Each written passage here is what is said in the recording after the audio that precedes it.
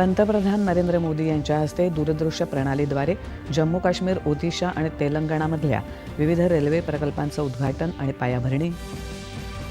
नव्या वर्षात देशाच्या दळणवळण प्रकल्पांची गती वाढली असून विकसित भारताच्या संकल्पात रेल्वेची भूमिका महत्त्वाची ठरेल, पंतप्रधान.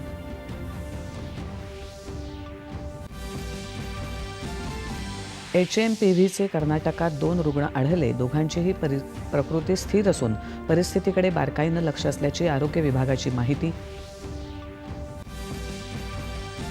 श्वसनासंबंधीच्या आजारात देशात कुठलीही वाढ आढळलेली नाही. कुठल्याही आजाराचा सामना करण्यासाठी देशाची आरोग्य यंत्रणा सज्ज, केंद्रीय आरोग्यमंत्री JP नड्डा.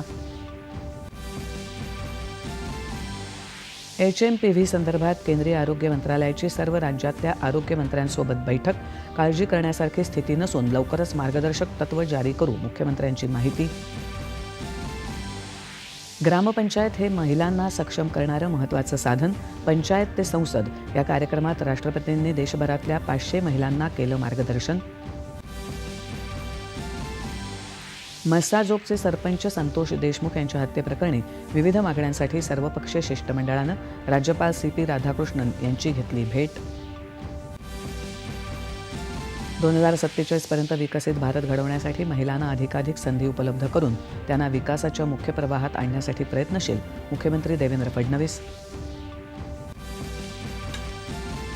छत्तीसगडच्या बिजापूर जिल्ह्यात नक्षलवाद्यांनी घडवलेल्या IED स्फोटात 9 जवान शहीद, काही जवान जखमी.